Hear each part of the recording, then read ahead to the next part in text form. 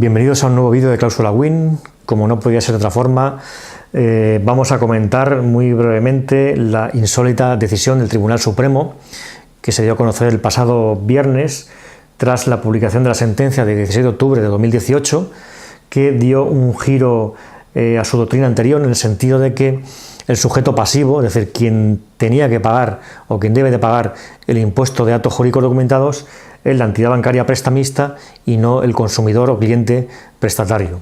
Como decimos, al día siguiente, el pasado viernes, el Tribunal Supremo, la Sala del Contencioso, en nota de prensa, decidió convocar al Pleno para, a su vez, decidir si mantenía este giro jurisprudencial en el resto de recursos que están pendientes de resolver sobre esta misma cuestión del tributo del impuesto de actos jurídicos documentados. La noticia, como ya sabéis, ha causado mucha sorpresa, ha causado estupor, todos los calificativos se quedan cortos. No en vano, el propio viernes, cuando se publicó esta nota de prensa del Tribunal Supremo, en redes sociales, concretamente en Twitter, el Tribunal Supremo, concretamente el Poder Judicial, en su cuenta de Twitter, y el hashtag El Poder Judicial pasó a ser trending topic, estando situado entre los 20 o 30 tendencias de nuestro país, y además con comentarios muy negativos hacia el Tribunal Supremo. Antes de pasar a valorar esta decisión del Tribunal Supremo, queremos hacer referencia a lo que comentábamos en nuestro vídeo anterior, a colación con esta sentencia del Tribunal Supremo de 16 de octubre, que ha establecido que el impuesto de actos jurídicos documentados debe de pagarlo la entidad bancaria. Decíamos en ese vídeo, e insistíamos mucho en que las consecuencias para las entidades bancarias podían ser devastadoras. Decíamos que no activábamos a llegar a concebir hasta dónde podía tener de consecuencias este nuevo giro jurisprudencial. Y entendemos que ello está siendo confirmado por lo que está ocurriendo y lo que ha ocurrido cronológicamente a raíz o a partir de la publicación de la sentencia. En primer lugar, la caída en bolsa de las entidades bancarias. En segundo lugar, la noticia del Tribunal Supremo de convocar el Pleno para ver si mantiene su jurisprudencia, y a continuación la nueva subida en bolsa de las entidades bancarias. Y esto confirma efectivamente el importante varapalo que suponía este cambio jurisprudencial, o que supone para las entidades bancarias, y también refuerza lo que decíamos en nuestro anterior vídeo, y es que hay que demandar a la entidad bancaria, todo aquel consumidor, siempre lo dijimos, como consumidor, persona física o profesional, siempre que el destino del préstamo sea un consumo, es decir, un préstamo cuyo destino sea ajeno a cualquier actividad empresarial o profesional, una adquisición de vivienda, adquisición de segunda vivienda, una compra de un vehículo, etcétera. Ese destino del préstamo, consumo, hacía que ese consumidor tuviese que demandar a la entidad bancaria y no a la agencia tributaria o la comunidad autónoma, ya que es un tributo cedido, demandar a la entidad bancaria para recuperar la cantidad correspondiente a ese impuesto. Insistíamos en que lo correcto y la vía, entendemos que más acertada, era demandar a la entidad bancaria, puesto que con esa demanda no solo se solicita la restitución del impuesto, sino que se pide la devolución de otros gastos hipotecarios, como son los del notario, registro y gestoría. Por lo tanto, todo lo que está pasando, insistimos, refuerza que efectivamente esto es así.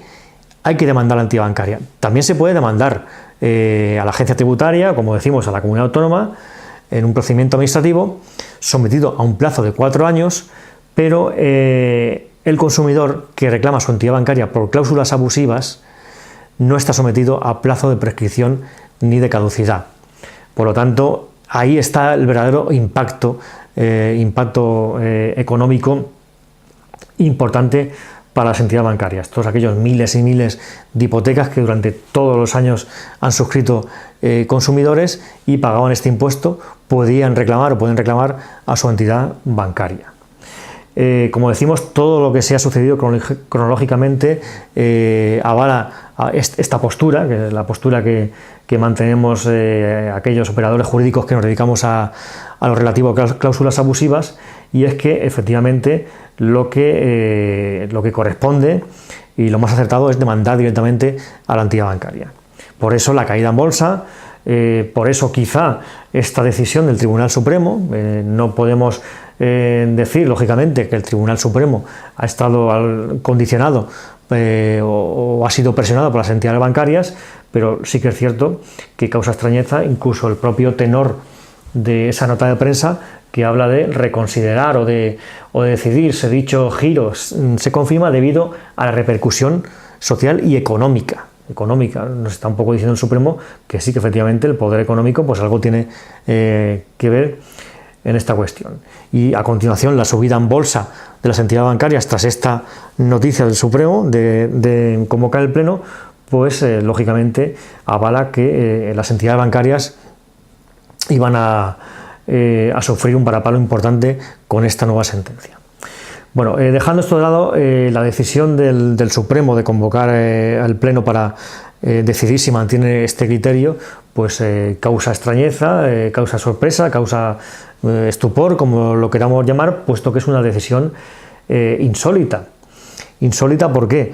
En primer lugar, porque se ha dicho que esto es así porque existían sentencias dispares o contradictorias entre la Sala de lo Civil del Tribunal Supremo y la Sala de lo Contencioso Administrativo, que es la sala que ha publicado esta sentencia de 16 de octubre. Se decía que el Supremo decía que el impuesto debía de pagarlo la entidad bancaria, y la Sala de lo Contencioso decía anteriormente que el impuesto debía de pagarlo el cliente prestamista. Pero esto no es así, no es cierto.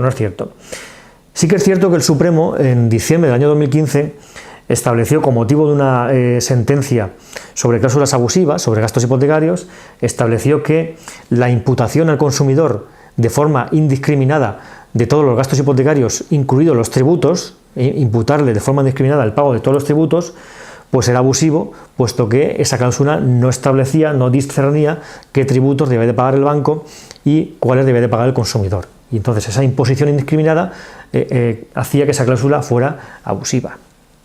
Pero posteriormente, el 15 de marzo de este año 2018, el Tribunal Supremo, matizando esa sentencia, esa decisión, estableció que, que efectivamente quien debía o quien correspondía decidir sobre el pago del tributo era a la Sala de lo Contencioso, y que realmente el Supremo, la Sala de lo Civil, no había dicho que este impuesto de actos jurídicos documentados tuviera que pagarlo la entidad bancaria, sino que, como decimos, la imposición indiscriminada de tributos era abusiva, pero no que este concreto tributo tuviese que pagarlo la entidad bancaria. Y además dice esta sentencia del 15 de marzo que conforme a la doctrina de la Sala de lo Contencioso Administrativo, ese tributo debe de pagarlo el cliente, el prestatario.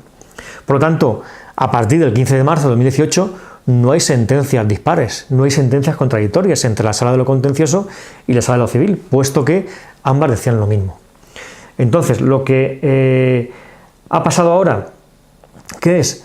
Pues nada, ha sido un cambio de criterio de la propia Sala de lo Contencioso. Además, cambio de criterio que ha dado la sección segunda de la Sala de lo Contencioso. Como sabemos, el Tribunal Supremo está dividido en salas: la Sala de lo Civil, de lo Penal, de lo Contencioso Administrativo, de lo Laboral o Social, de lo Militar, y una serie de salas especiales. Y dentro de esas salas hay secciones especializadas. Pues bien, precisamente la sección que ha dictado esta sentencia de 16 de octubre del 18, esta sentencia que dice que el impuesto debe pagarlo el banco, es la sección especializada en tributos, en impuesto. ¿Y quién mejor que esta sección para dar ese cambio jurisprudencial? Por entender ahora, y además de forma muy razonada y fundamentada en esa sentencia, que el impuesto debía de pagarlo la entidad bancaria.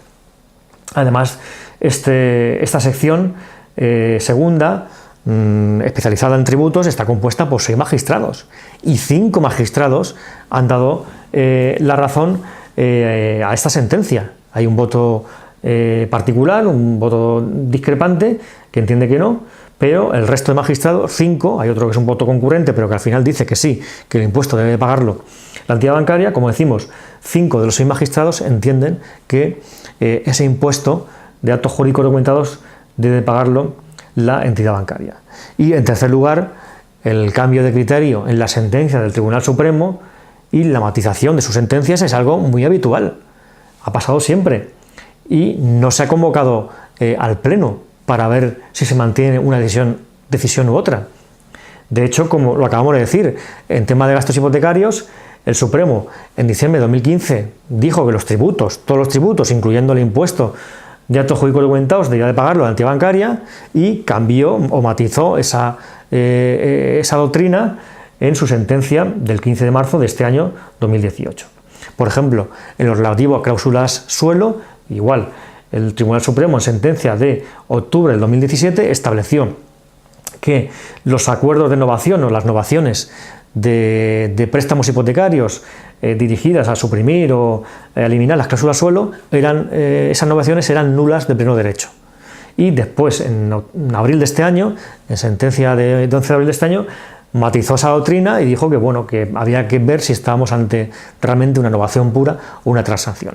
Queremos decir que es habitual que el Tribunal Supremo cambie sus criterios, matice, modifique su doctrina, y no pasa nada. No se reúne el Pleno, como sí que va a pasar aquí, según la nota de prensa que publicó el Tribunal Supremo Sala Contencioso el pasado viernes. Por eso causa tanta extrañeza todo lo que está pasando.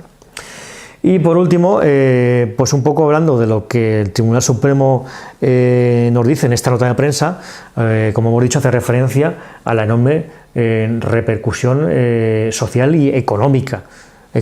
No entendemos por qué la repercusión económica, si es que está el poder económico de alguna forma presionando. Entendemos que no debería de ser así.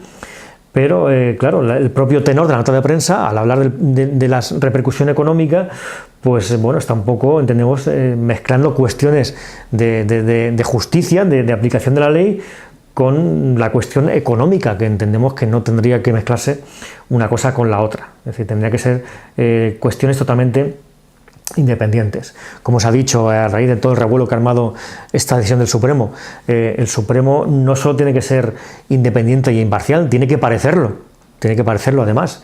Y estas decisiones tan extrañas y en estos términos, pues entendemos que pues hacen un poco sembrar la duda sobre esa imparcialidad del Tribunal Supremo. De cualquier forma, la decisión está por ver, se tomará en los próximos días, como mucho próximas semanas, y todavía no sabemos lo que va a pasar.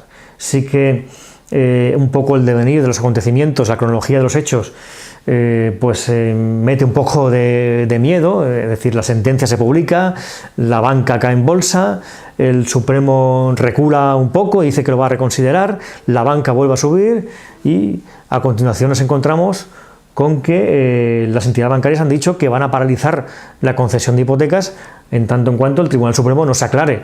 No sabemos, dicen que es una cuestión de seguridad jurídica, pero bueno, parece también como una especie de medida de presión. Lo podemos ver de muchas lecturas. Pero bueno, al fin y al cabo, el Supremo tiene que decidir en los próximos días, y esperemos que la decisión sea acorde con esta, insistimos, sección especializada en tributos que ha establecido como cambio de criterio que este impuesto debe de pagarlo la entidad bancaria.